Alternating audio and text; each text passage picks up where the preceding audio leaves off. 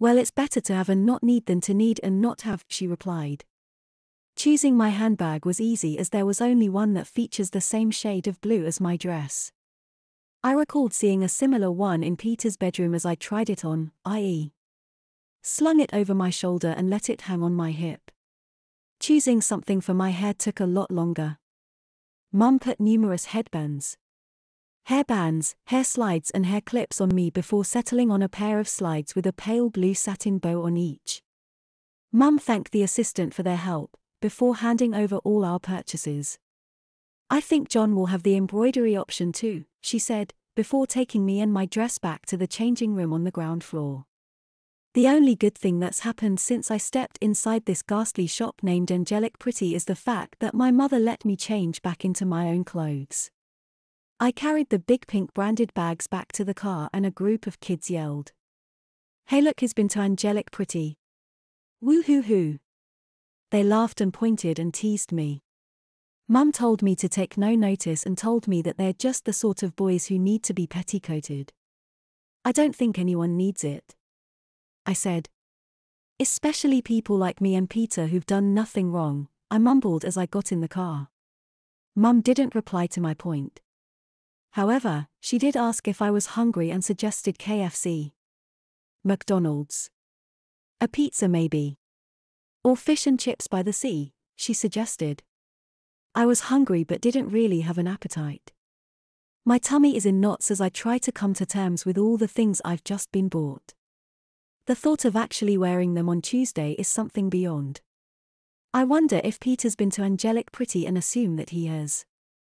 Probably on numerous occasions. I think as I recall his rail full of dresses. I stare out of the window towards the sea and try to think of other things as we take the slow coastal route back to Fareham.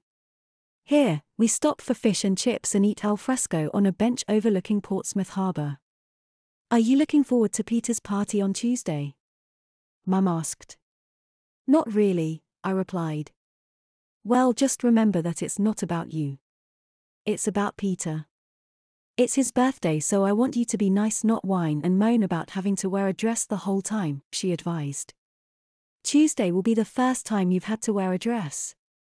But if your behavior and attitude is anything other than positive, it certainly won't be the last. Do you understand? She asked. I gulped and said I did. Mum took the big pink carrier bag from me the moment we entered our home. I wasn't sure what she'd done with it. I was, however, relieved to find the dress not hanging in my wardrobe. Or the knickers in my underwear drawer. I didn't see the clothes again until Tuesday afternoon when I arrived home from school and found the dress hanging from my wardrobe door. Its presence stopped me in my tracks and I did nothing but gawp at it for a moment. I've run you bath, John. Mum chirped as she appeared behind me. Just as she'd done on Saturday. My mother scrubbed me from head to toe with a loofah before letting me sponge myself. I toweled myself dry, wrapped it around me, and sauntered slowly to my room.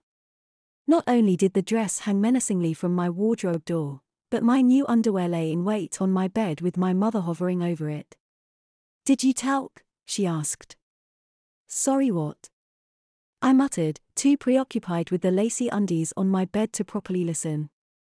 Mum took me back to the bathroom, took my towel from me, and made me apply a dusting of fragrant talcum powder with a big fluffy puff, as she called it.